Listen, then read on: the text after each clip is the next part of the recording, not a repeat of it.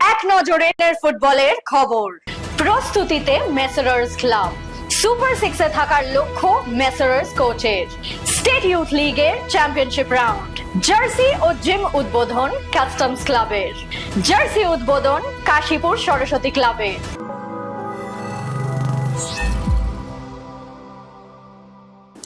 আজ বাঙালির ঘুম ভেঙেছে ৩৯ লিও মেসির অফুরান প্রতিভার বিচ্ছুরণ দেখে। রাতে শুতে যাওয়ার আগে আরো এক ট্র্যাজিক নায়ক রোনাল্ডোর অপেক্ষা।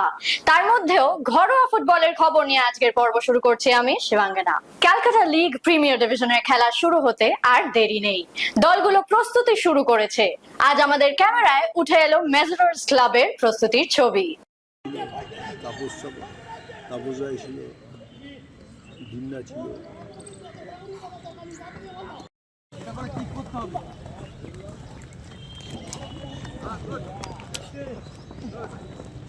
প্রথম ৬ থেকে সুপার সিক্সে খেলার লক্ষ্য স্থির করেছেন মেসারার্স কোচ শ্রীমন্ত দাস।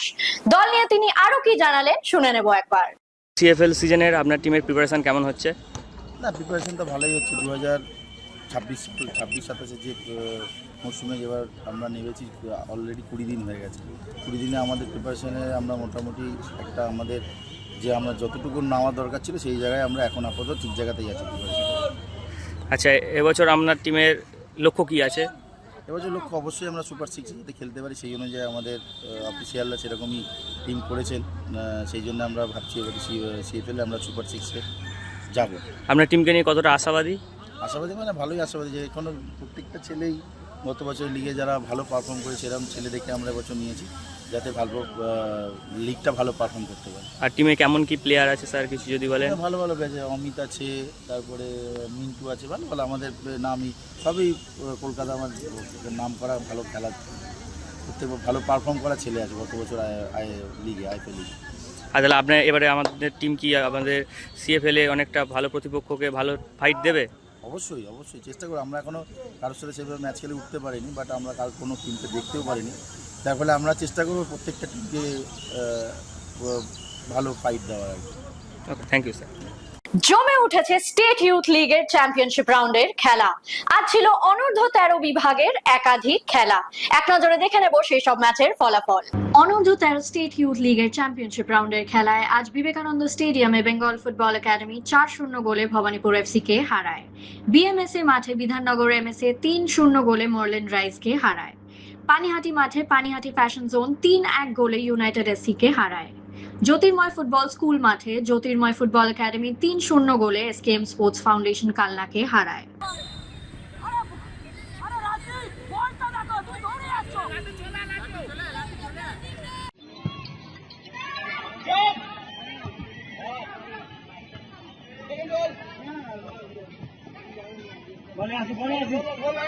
প্রিমিয়ার ডিভিশনের সারা জাগানো ক্যালকাটা কাস্টমস ক্লাব তাদের নতুন জিমনেজিয়াম ও নতুন জার্সির উদ্বোধন হয়ে গেল আজ ক্লাব তাঁবুতে।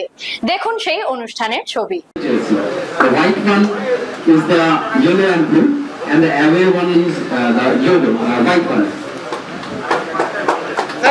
সামনে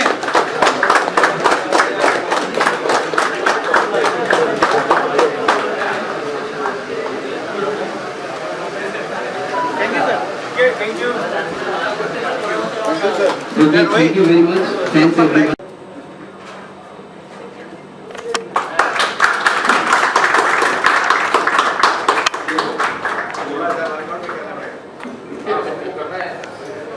इसके लिए विनायक को लगाओ। नसीब भी लगता है अक्सर हो काम करना पड़ेगा। एसी तो ऑन करो यार, इसके एसी तो ऑन रख दे रहा है। कुछ भी नहीं चलाएंगे बट ये थोड़ी स्पीड में ऑपो शॉट के पास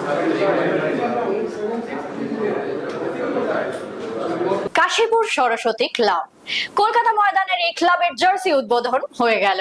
সেই অনুষ্ঠানে কিছু মুহূর্ত রইল আপনাদের জন্য।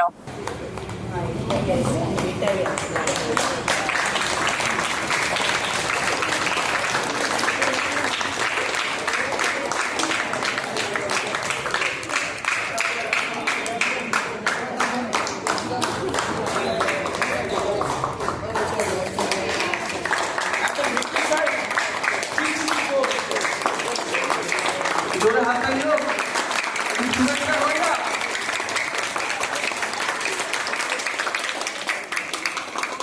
সৌমিক রায় আমাদের মঞ্চে আছে, সৌমিক রায় আমাদের ক্যাম্পের পক্ষ থেকে জার্সি তুলে দিচ্ছে। এখন সময় ফুটবল কুইজ মগজাস্ত্রের। প্রথমেই দেখে নেব গতকালের প্রশ্নের সঠিক উত্তর। আমাদের গতকালের প্রশ্নের সঠিক উত্তর হলো কার্লোস রোবার্তো পেরেরা। উত্তর দিয়েছেন ফেসবুক পেজে পঞ্চানন দত্ত, আপনাকে অনেক অনেক ধন্যবাদ। চলে আসি আজকের প্রশ্নে। আজকের প্রশ্ন, মোহনবাগানের প্রাক্তনী সুব্রত ভট্টাচার্য মোহনবাগানের জার্সিতে শেষ ম্যাচ কবে খেলেছেন? যদি উত্তরটা জানা থাকে অবশ্যই লিখে ফেলুন কমেন্ট বক্সে। আজকের ভিডিও যদি আপনাদের ভালো লেগে থাকে তাহলে অনেক অনেক শেয়ার করুন এবং আমাদের ফেসবুক পেজটিকে ফলো করুন। বাংলা ফুটবলের আরো অনেক খবরাখবর জানতে আমাদের ইউটিউব চ্যানেলটিকে সাবস্ক্রাইব করুন এবং বেল আইকনটি প্রেস করে দিন। আজ এই অবধি, তবে আবার দেখা হচ্ছে আগামীকাল। শুভরাত্রি।